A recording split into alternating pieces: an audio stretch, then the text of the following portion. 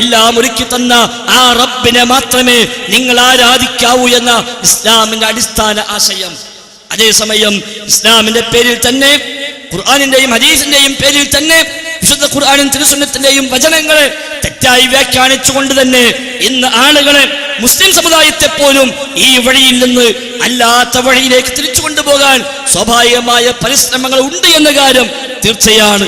നാട്ടിൽ ജീവിച്ചുപോയ മഹാന്മാരായ ആളുകൾ, വലിയ വലിയ മനുഷ്യന്മാർ, അവരൊക്കെ മരിച്ചു തീരുമ്പോൾ അവിടെ ഖബറിന് ചില അപ്രമാദിത്വങ്ങൾ കൽപ്പിക്കുകയും ആ ഖബറിൽ പോയി തേടിയാൽ, ആ ഖബറാളിയോട് പറഞ്ഞാൽ, ആ ഖബറിലേക്ക് നേർച്ച നേർന്നാൽ, ആ ഖബറിൽ പോയി സഹായമർപ്പിച്ചാൽ, ആ ഖബറിലേക്ക് പണമെറിഞ്ഞാൽ, ആ ഖബറിൽ പോയി സങ്കടം പറഞ്ഞാൽ പ്രശ്നങ്ങൾ പരിഹരിക്കപ്പെടുമെന്ന് പ്രചരിപ്പിക്കുന്ന ആളുകൾ ഇന്ന് ലോകത്തെമ്പാടുമുണ്ട്. അതേപോലെ ജീവിച്ചിരിക്കുന്നവരായ ആളുകൾ തന്നെയും മഹാന്മാരായി പരിചയപ്പെടുത്തപ്പെടുന്നവർ അവരെ ചെന്ന് കണ്ട് അവരോട് സങ്കടം പറഞ്ഞ് അവർ നൽകുന്ന നൂല് കെട്ടിയാൽ, അവർ നൽകുന്ന വെള്ളം കുടിച്ചാൽ, അവർ നൽകുന്ന ഒരു വാക്ക് കിട്ടിയാൽ, അവിടെ ഭാഗത്തിന് ബർക്കത്തിന് പേരും പറഞ്ഞ് നൽകപ്പെടുന്ന എന്തെങ്കിലുമൊക്കെ വസ്തുക്കളോ കാര്യങ്ങളോ ലഭിച്ചു കഴിഞ്ഞാൽ അതോടുകൂടി എൻ്റെ ജീവിതത്തിലെ എല്ലാ പ്രശ്നങ്ങൾക്കും പരിഹാരമായി എന്ന് വിശ്വസിക്കുന്നിടത്തേക്ക് മുസ്ലിം ഉമ്മത്തിനെ, മുസ്ലിം സമുദായത്തെ കൊണ്ടുപോകാൻ ശ്രമിക്കുന്ന ആളുകളും ഇന്ന് ലോകത്ത് കുറവൊന്നുമല്ല.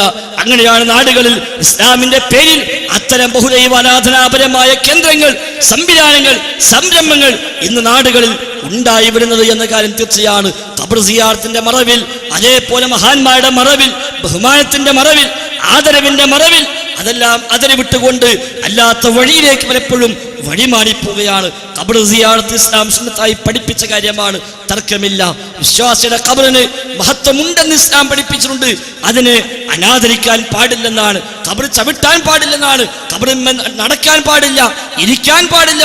ഖബർ അനാദരിക്കുന്ന തരത്തിലുള്ള ഒരു പ്രവർത്തനങ്ങളും, മലമൂത്ര വിസർജനം പോലുള്ള നിന്ദിക്കുന്ന പ്രവർത്തനങ്ങൾ ഒരു ഖബറുമായി ബന്ധപ്പെട്ടിരിക്കലും ഉണ്ടാകാൻ പാടില്ല, അനാദരിക്കാൻ പാടില്ല എന്ന് പഠിപ്പിച്ചു. എന്നാൽ ആ ഖബറിന്റെ മറവിലാണ് നാടുകളിൽ ദർഗയുണ്ടായത്, ജാറങ്ങളുണ്ടായത്. അതുപോലെ ആ ദർഗകൾ, ആ ഖബറുകൾ മനുഷ്യന്റെ ആശാ കേന്ദ്രമായി, പ്രശ്നപരിഹാരത്തിന്റെ കേന്ദ്രങ്ങളായി പരിചയപ്പെടുത്തപ്പെട്ടത് ഖബർ സിയാറത്തിന്റെ മറവിലാണ്. എന്നാൽ റസൂലുള്ളാഹി സ്വല്ലല്ലാഹു അലൈഹി വസല്ലമ ഖബർ സിയാറത്തുമായി ബന്ധപ്പെട്ട് പഠിപ്പിച്ചതോ, ഖബർ സിയാറത്ത് എന്തിനാ, ഖബർ സന്ദർശനം എന്തിനാ? കളഞ്ഞുപോയ വസ്തു കിട്ടാനല്ല, ജോലി ശരിയാവാനല്ല, സാമ്പത്തികമായ നേട്ടമുണ്ടാവാനല്ല, വിസ കിട്ടാനല്ല, മക്കളില്ലാത്തവർക്ക് മക്കളുണ്ടാവാനല്ല, വിവാഹം ശരിയാവാനല്ല, ദുന്യവിയായ ഭൗതികമായ ആവശ്യങ്ങൾ നിറവേറാനല്ല. നേരെ മറിച്ച് കുന്തു നഹൈതുകും അൻ സിയാറത്തിൽ ഖുബൂർ അലാ ഫസൂറുഹാ ഫഇന്നഹാ തുദക്കിറുകുൽ ആഖിറ എന്ന് ഹദീസിൽ പഠിപ്പിക്കപ്പെടുന്നു. ഖബർ സന്ദർശിച്ചു കൊള്ളുക നിങ്ങൾ, ഫസൂറുഹാ, നിങ്ങൾ ഖബറിനെ സന്ദർശിക്കുക, ഖബറുകൾ നിങ്ങൾ സിയാറത്ത് ചെയ്യുക. എന്തിന്? ഫഇന്നഹാ തുദക്കിറുകുൽ ആഖിറ, ഖബർ നിങ്ങൾക്ക് പരലോകമെന്ന ഓർമ്മയുണ്ടാക്കി തരുമെന്നാണ്.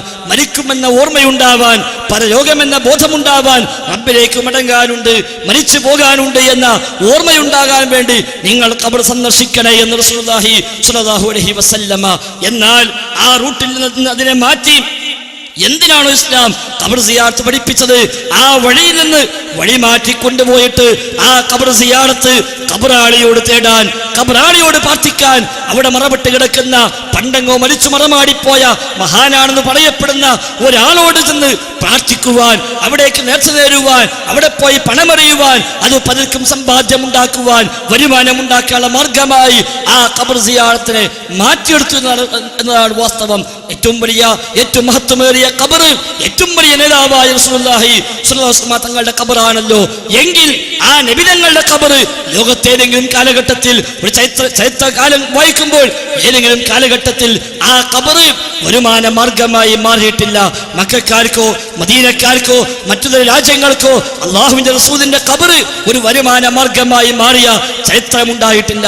അവിടെ സ്ഥാപിക്കപ്പെട്ട പെട്ടിയിൽ നിന്ന് ലഭിക്കുന്ന വരുമാനം കൊണ്ട് ആ പ്രദേശത്തെ ആളുകൾ ജീവിച്ചു പോയ സാഹചര്യം ഉണ്ടായിട്ടില്ല. അവിടെ ഉറൂസുകളും നേർച്ചകളും ഉത്സവ ഛായകളും അവിടെ ഉണ്ടായിട്ടില്ല.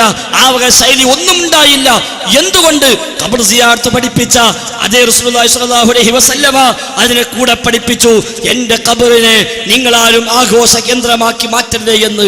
വലാ തജ്അലൂ ഖബ്രി ഈദാ, എന്റെ ഖബറിനെ ഒരു ഈദാക്കി മാറ്റല്ല, ഒരു ആഘോഷമാക്കി മാറ്റല്ല, ഒരു പെരുന്നാൾ പോലെ ആഘോഷമാക്കി മാറ്റല്ല, ആഘോഷ കേന്ദ്രമാക്കി എന്റെ ഖബറിനെ മാറ്റല്ല എന്ന് റസൂലുള്ളാഹി സ്വല്ലല്ലാഹു അലൈഹി വസല്ലമ നമ്മെ പ്രത്യേകമായി ഓർമ്മിപ്പിക്കുകയാണ്. അല്ലാഹുവിന്റെ റസൂൽ സ്വല്ലല്ലാഹു അലൈഹി വസല്ലമ അല്ലാഹുവിനോട് പ്രാർത്ഥിക്കുകയും ചെയ്തു, അല്ലാഹുമ്മ ലാ തജ്അൽ ഖബ്രി വസനൻ യുഅബദ്, അല്ലാഹുവേ എന്റെ ഖബർ ആരാധിക്കപ്പെടുന്ന വിഗ്രഹമാക്കി മാറ്റുന്ന റബ്ബേ എന്ന് അല്ലാഹുവിന്റെ റസൂൽ പ്രാർത്ഥിക്കുകയും ചെയ്തു.